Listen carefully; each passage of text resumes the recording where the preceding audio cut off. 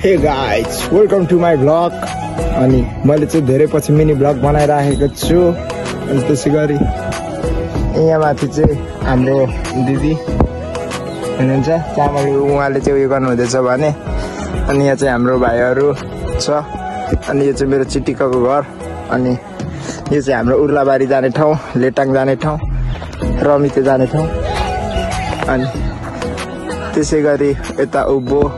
अनि हामी चाहिँ अब यस्तो गरेर अनि हामी चाहिँ अब यस्तो हो पारा भनेको हाम्रो यस्तो लोकल केटाहरू हो नि त।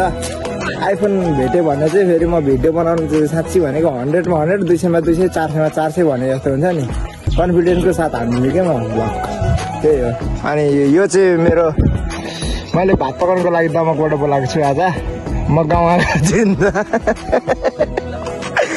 ल म गाउँमा आएको छु। अनि अब गाउँमा आउँदा पनि यसो चाहियो नि त भान्सेहरू। अनि त्यही भएर उहाँ गाउँले जिन्दगीको भिडियो बनाउने भन्दै त चुलामा बजेर बिर्सेछ।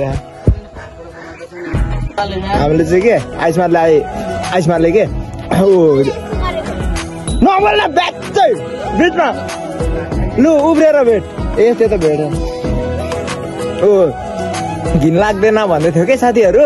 अनि यसलाई हामीले घिन लाग्ने कुरा गर्दाखेरि हाँसु हुँदै खाँदैछ भात। त्यहाँ कुखुराले पनि खाइरहेछ। अनि गाउँले जिन्दगी चाहिँ यसरी भात खाइन्छ है फेरि। उहाँको चाहिँ फेरि गाउँले जिन्दगी फाल्टै स्टार्ट कसरी रे। अनि यहाँ चाहिँ हाम्रो जिना दिदी।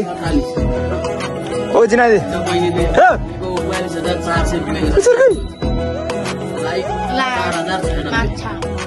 माछा सिद्रा खाएर अहिलेको ब्याटलको एउटा भनिदिनु न।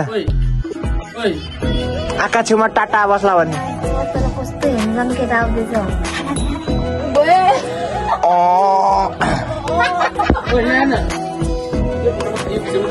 अनि यस्तै हो हाम्रो गाउँले जिन्दगी, गाउँले ब्लग। आज चाहिँ म घर आएको थिएँ। अनि यो चाहिँ हेर्न सक्नुहुनेछ गोरुहरू।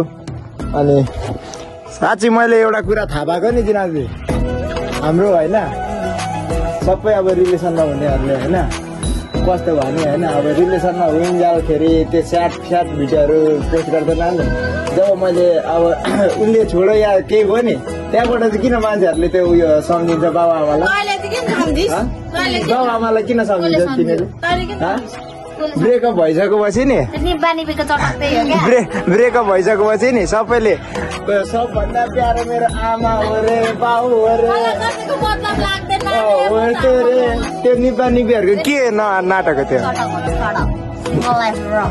Single life it's rocks. Handsome केटा पनि आइसकेछ। ओए चप्पल चाहिँ देखाइदिएर जोरबान छ त अरे।